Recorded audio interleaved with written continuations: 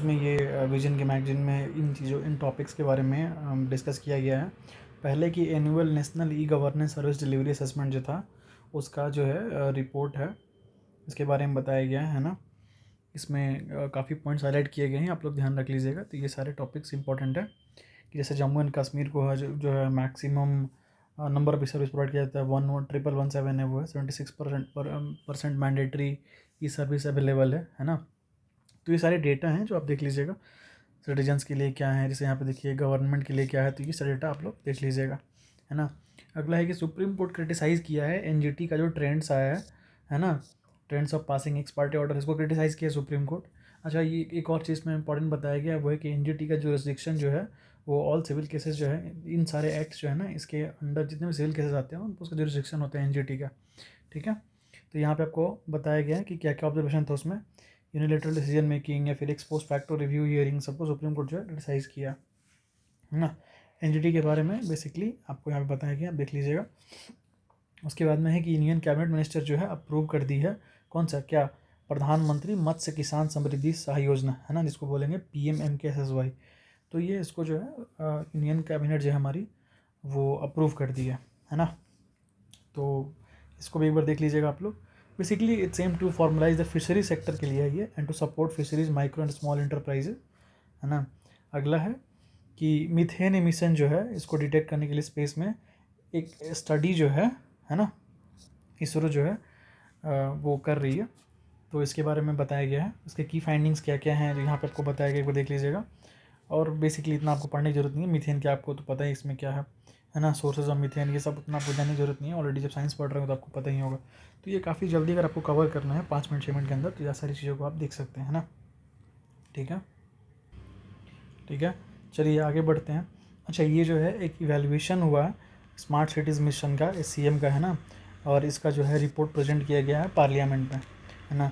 तो एक parliamentary standing committee बनी थी जो इसका इवैल्यूएशन करती है, एंड अर्बन अफेयर्स असेस जो है, अर्बन अफेयर्स जो है असेस करती है इशू और चैलेंजेस क्या क्या हुआ है कि प्रोग्रेस हमारे CM में नहीं हो पा रहा है। तो इसके कुछ कुछ हाईलाइट्स थे, है ना, कि क्यों नहीं हो पा रहा। हाईलाइट्स ये थे कि फ्रीक्वेंट चेंजिंग एंड ड्रॉपिंग हो रहा है प्रोजेक्ट का, है ना, लैक ऑफ एडेक्वल फाइनेंशियल प्रोग्रेस। उसके बाद में इधर देख सकते हैं गवर्नेंस एंड कैपेसिटी को लेकर भी कुछ असेसमेंट था, जिसमें ये था कि ट्रांसफर मतलब गवर्नेंस जो बार बार चेंज हो रहा है इसका, ठीक है, लैक ऑफ एग्जीक्यूशन कैपेबिलिटी। तो ये सारी चीज़ें थी बेसिकली। जिस चीज़ का यही है कि कुछ रिपोर्ट थे SCM का, इसको असेस किया गया है और उसमें क्या क्या इशू थे इसके बारे में बताया गया।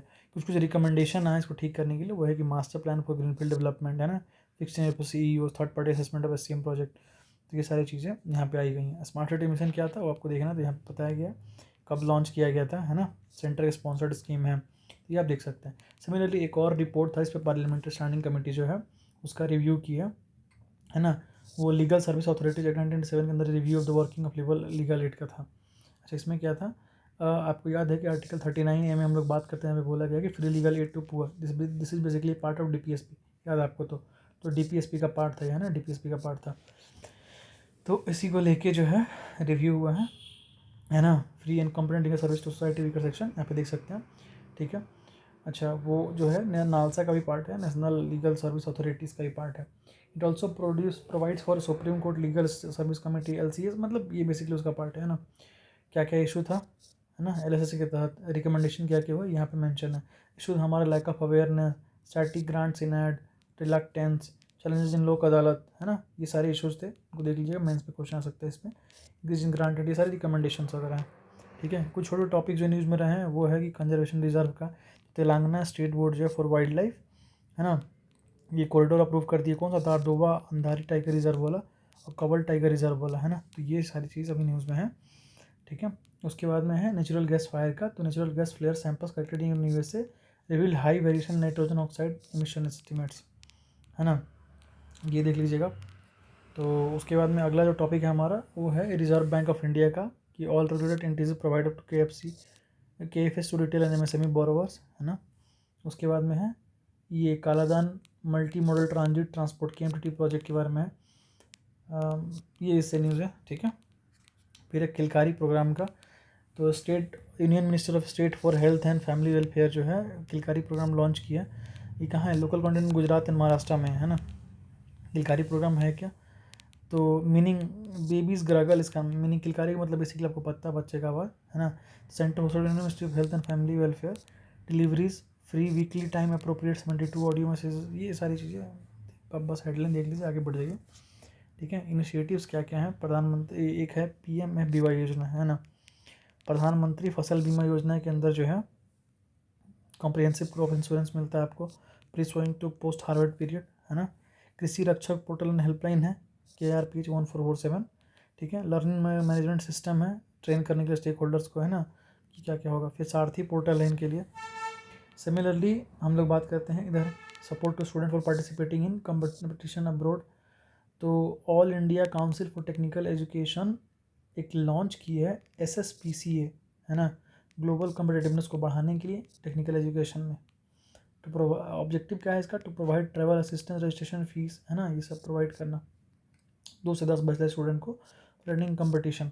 ठीक है, एलिजिबिलिटीज़ के लिए क्या रहेगा, टेक्निकल कोर्स ACT से, है ना। ओके, अगला है हमारा ऑब्रिस मीटियराइट। ठीक है, एक मीटियराइट जिसे हम लोग ज्योग्राफी में द यूनिवर्स में पढ़ते हैं ना, the study of meteorite fragment from the asteroid 2000, ये found that they are part of orbits meteorite. ये एक एस्ट्रॉयड था बेसिकली, इसका स्टडी बताया कि इसका किसका पार्ट था वो, है ना। अब इसके बारे में बताया गया है मीटियराइट के बारे में, आपको पढ़ना देख लीजिएगा वहाँ से। कुछ प्लेसेस थे जो हमारे न्यूज़ में थे जिस सेगमेंट में, वो है हमारा आइसलैंड। आइसलैंड में क्या होता है, वोल्केनिक इरप्शन हो रहा है ना। रिसेंटली बहुत सारे न्यूज़ में ये कवर हुआ है, वोल्केनिक इरप्शन हो रहा है। तो इसके कुछ कुछ चीज़ आपको बताया गया, कौन कौन सा लोकेशन था वहाँ के देख लीजिए आप, ग्रीनलैंड वगैरह, या आइसलैंड यहाँ पे, है ना।